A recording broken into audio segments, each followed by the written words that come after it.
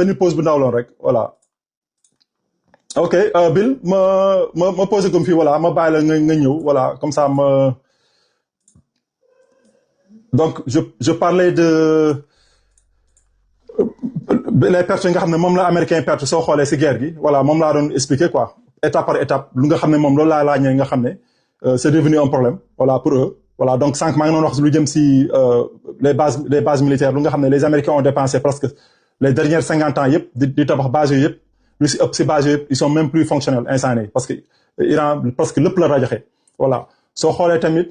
le pétrodollar aussi est menacé parce que Iran instant yi nii mu ngi forcer bateau yi nga xam ne dañuy yël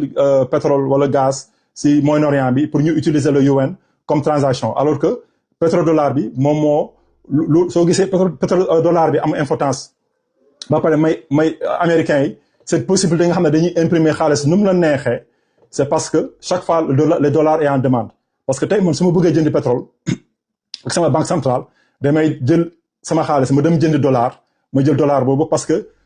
lii di les pays Arabie Saoudite ak tous ces pays là ñoom duñu accepter dara du dul dollar parce que loolu moo nekkoon deal bu nga xam ne moom nañ defoon ak Henry Kissinger voilà dans les années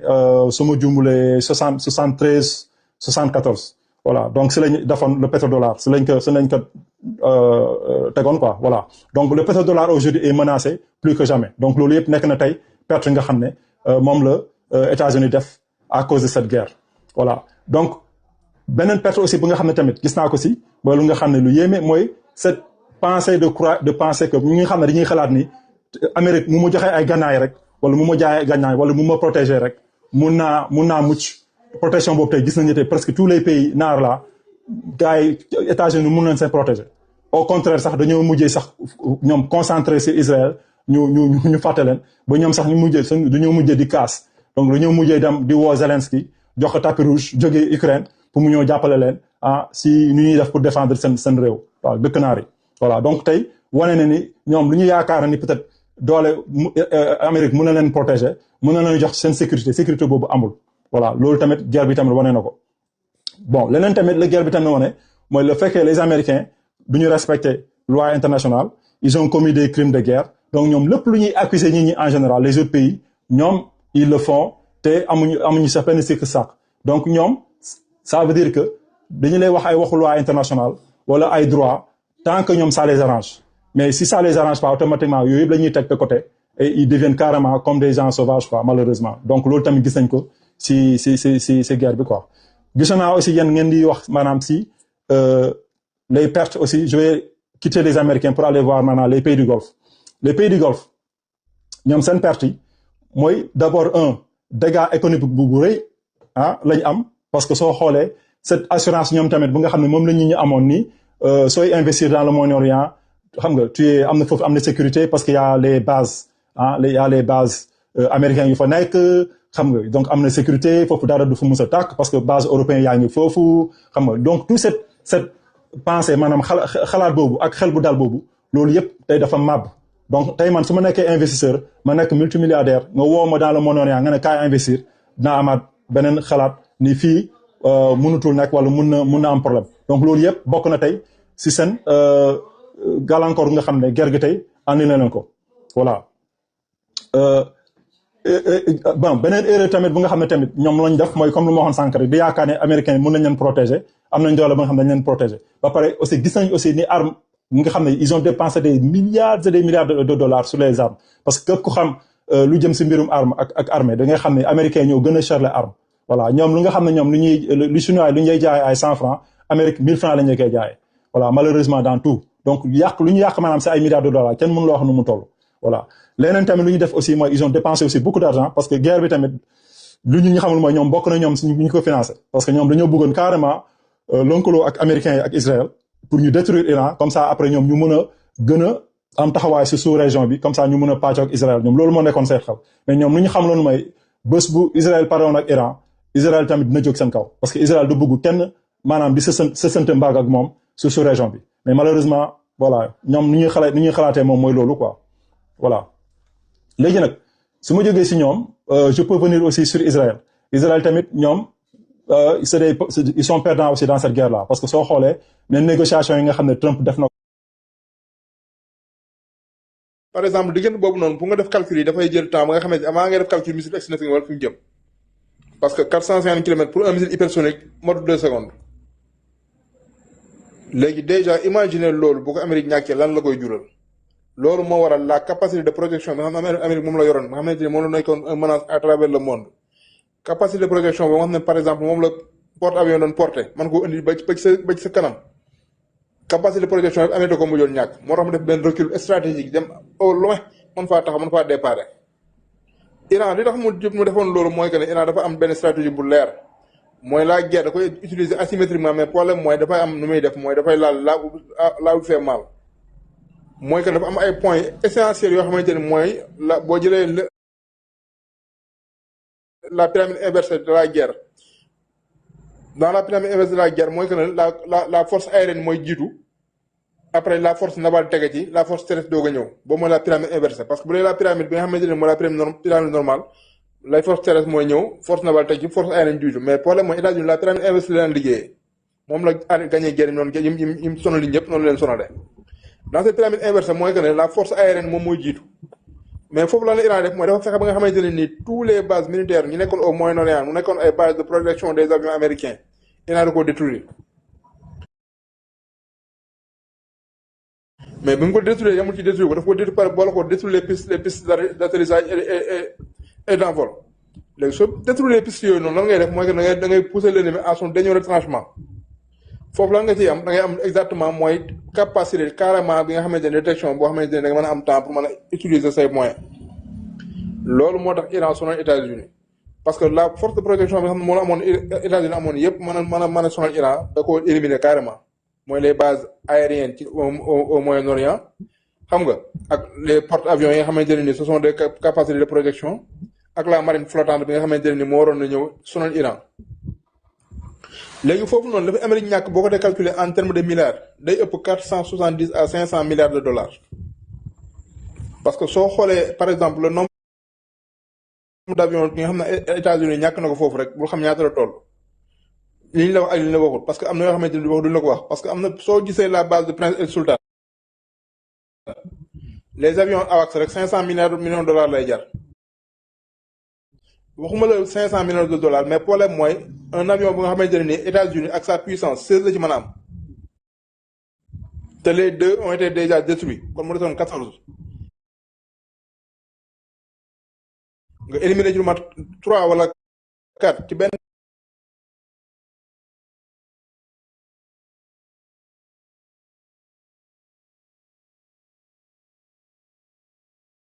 dans un rayon de au minimum 500 à 600 kilomètres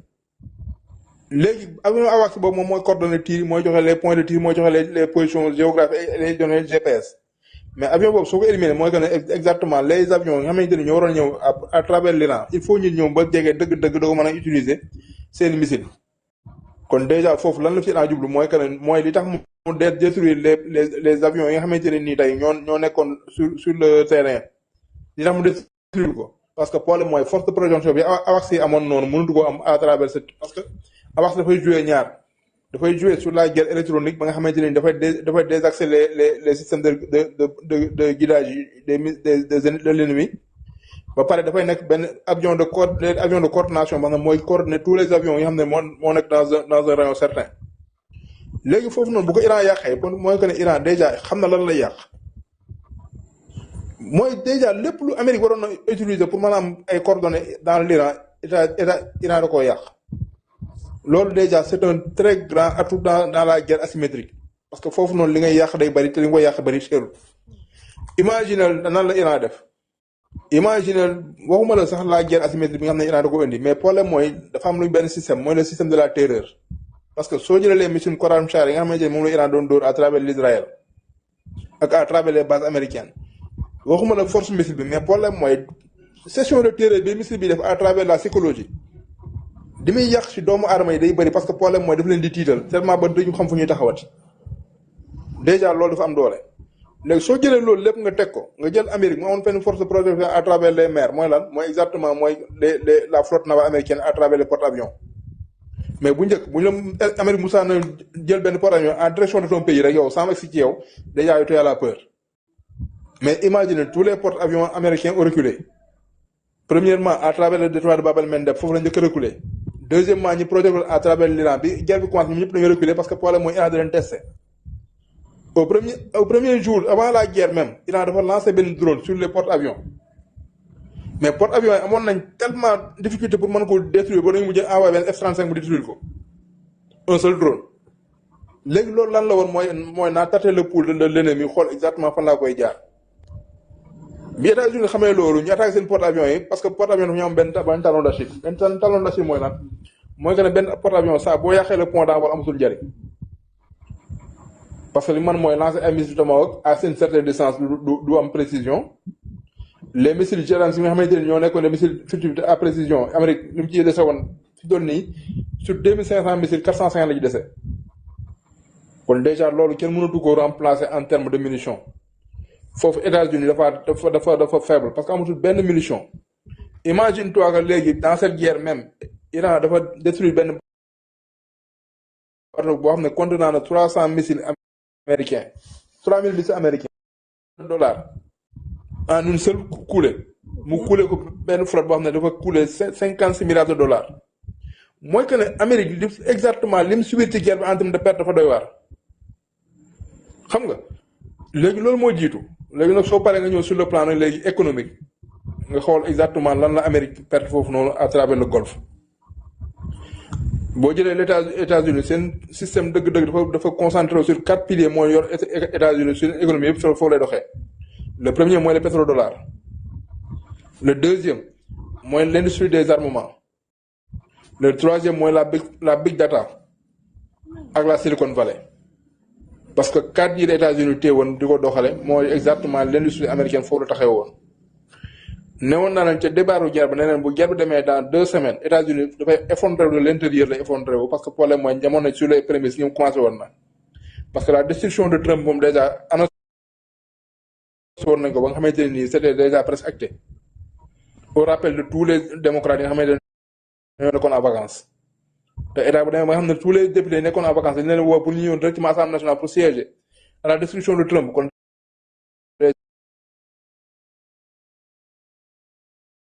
mooy que ne États-Unis dafa am benn système bu mu posé woon à travers le monde mu nekkoon monopole mooy dafa am benn système bu tudd SWIFT mooy que ne tous les échanges internationaux dafa doon jaar ci système boobu noonu mooy le SWIFT léegi si tous les échanges internationaux jaar système boobu le SWIFT boobu noonu da ngay am la même mise sur les échanges internationaux mooy maanaam da ngay mën a embargo ku la neex parce que koo bëgg a couper say pont lañ couper ay pont loolu c'était la première des choses mais SWIFT boobu dafa am benn monnaie d'échange boo xam ne foofu la doon jaar mooy le pétrodollar léegi à travers le pétrodollar mooy que ne soo jëlee les pays mooy lan regroupés au sein de l'OPEP léegi soo ci boolee l'OPEP plus mooy lan mooy que ne la Russie moo ciy dugg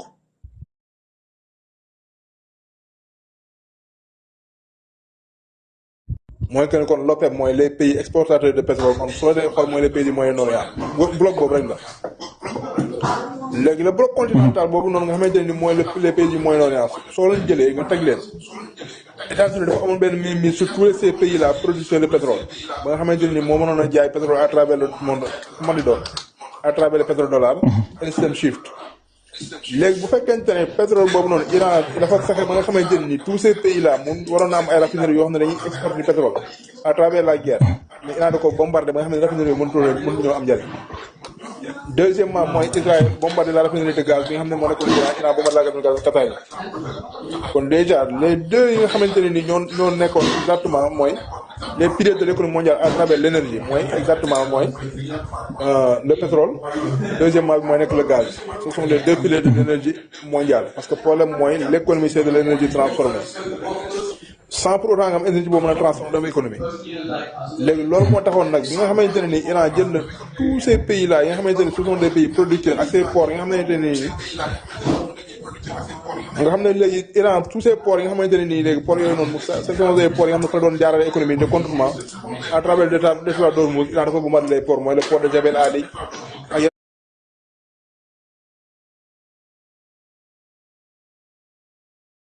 en même temps Iran teewutoon mi ngi doon jaay son pétrole à travers le lit de Carac ba pare da doon jaay pétrole à un record boo xam ne mosu ko am parce que Iran demoon na bay jaay 1,8 million barils par jour nga xam ne mosu ko am loolu noonu déjà foofu Iran moom déjà bloqué na leen sur le plan pétrolier ba pare exactement di jaay pétrole am moom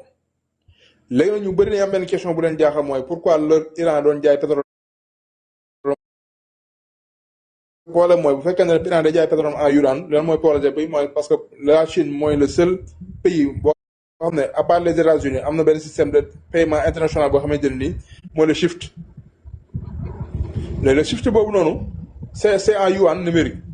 loolu moo tax Iran di jaay pétrole en yuan parce que problème mooy son seul moyen de contournement à travers le SWIFT c'était le SWIFT loolu moo indi woon le pétrole en yuan. mais Iran mënoon na ko jaay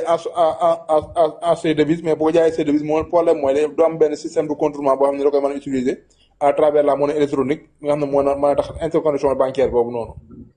loolu moo waraloon Iran di jaay son pétrole en yuan. léegi soo paree ci loolu noonu mooy le pétrodollar bi nga xamante ni moo téye États-Unis ba tax mu mën a am des achats de bons de trésor ak la machine à billets américaine di mën a tourner à plein régime sans pour autant mu am benn incidence sur son inflation. parce que problème mooy chaque fois bu liquide bu cash bëree ci benn pays li muy njëkk a def mooy dem inflation. parce que inflation lan moo koy waral mooy le liquide circule tellement ba nga xamante ne ni pays boobu noonu pouvoir d'achat day yokk mooy day indi inflation bu pouvoir d'achat yokk rek indi inflation. loolu moo tax ne léegi bi nga xamante ne ni Iran utilisé na carrément le pétrodollar ba ray États-Unis da koo téye foofu noonu léegi nag attaqué ces pays yi nga xam ne moo nekkoon les pays du Golfe. les pays du Golfe dafa am lu fa xewoon mooy que ne ce sont des pays stables avec un fort potentiel. loolu lan lay jur mooy que ne dafay indi les capitaux vers ces pays là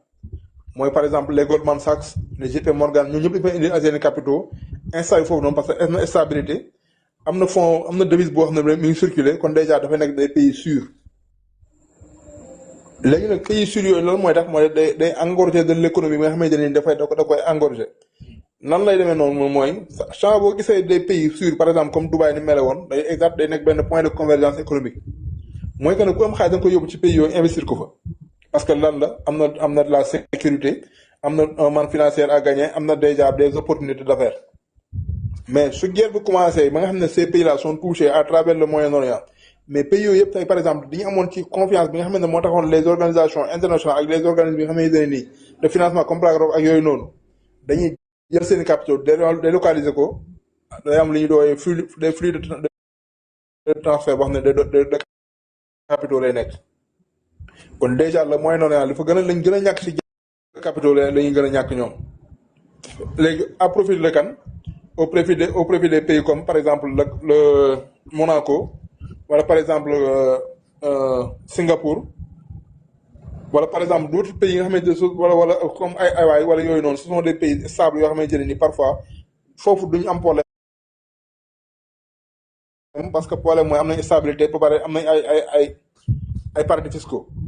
kon déjà li Moyen-Orient ñàkk mooy les investisseurs yi nga xam ne ñoo nekkoon le point central du Moyen-Orient ñoo jógee au Moyen-Orient les capitaux vont fuir et se déplacer. kon déjà dafay bàyyi benn vide bu énorme à travers le Moyen-Orient léegi pendant ce temps au Moyen-Orient par exemple dafa amoon lu xewoon mooy que ne dafa amoon tous les grandes entreprises américaines yu fa implanté woon à travers lan par exemple soleil Amazon Amazon bi jata foofu noonu Iran da ko bombardé lan lay engagé mooy que ne dafay engagé la perte de données sur plusieurs milliers de téraoctets. léegi perte de données yooyu lan lay jur mooy que ne dafay am benn influence boo xam ne daf koy am à travers le système mondial bu fekkoonte ne par exemple Amazon boobu noonu ñi fa dencoon seen données yëpp mën nañ koo ñàkk parce que problème mooy moo nekkoon point de sauvegarde bi foofu lan lay jur mooy que ne les échanges banquiers yi nga xam ne moo waroon am foofu noonu dafay am retard la perte des données dafay jur exactement des confusions à travers les devises yi nga xam ne moo nekkoon ci banque yooyu noonu léegi soo paree ci loolu nga ñëw exactement sur l'Israël mu nekkoon benn épée de Damoclès boo xam ne dafa nekkoon sur le Moyen-Orient épée de Damoclès boobu noonu nekkoon sur le Moyen-Orient mooy mu tiimoon tous les pays du Moyen-Orient nga xamante ne daf leen woon carrément soit ngeen ànd ak États-Unis soit mu ñëw carrément éliminer leen à travers le grand Israël benn projet expansionniste boo xamante ne nii mu du woon taxaw léegi lu woon projet foofu noonu mooy Israël dafa nekkoon benn épée de Damoclès à travers le Moyen-Orient dafa jiwoon ñu woon jël pays yëpp teg leen de la terreur États-Unis ñëw taxaw ne moom moo leen di sauver à travers l'Israël parce que ñoom ñaar ñoo nekk benn camp bi foofu noonu Israël dafa ko ñàkk mooy Israël dafa njëkk a ñàkk au premier de la guerre des 12 jours l'Institut Weizmann L'Institut Weizmann c'est 60 ans de recherche 60 ans de recherche accumulée la Israël njëkk a yàq en une seule journée déjà ñu bëri ba mu xel ci loolu noonu te loolu déjà rek dafa doy waar parce que l'Institut Weizmann pour nit ñi xam exactement mooy lan mooy que ne Israël lépp lu mu doon def ci recherche ci lu baax ci lu bon mooy les recherches médicaux yi nga xamante ne moo nekkoon Israël ak les recherches yi nga xam ne sur les armes biologiques ak les recherches sur les nouvelles générations d'armes yi nga xamante ne les armes à fort potentiel biologique ak les armes par exemple chimiques institut boobu moo ko doon def Israël da koo ñàkk sur la guerre des 12 jours mu nekk benn point bu essentiel bu Iran réussir foofu noonu. Deuxièmement mooy Israël dafa amoon benn mythe bu mu jaayoon à travers le mooy noonu mooy le dôme de fer David Slim la fronde de Goliath xam nga léegi soo boolee léegi le mythe am bi nga xam ne Israël amoon na ko bi war a xamoon doon tax mooy wane ne exactement moom moo yor exactement la meilleure défense antimissile à travers le Moyen-Orient et à travers le monde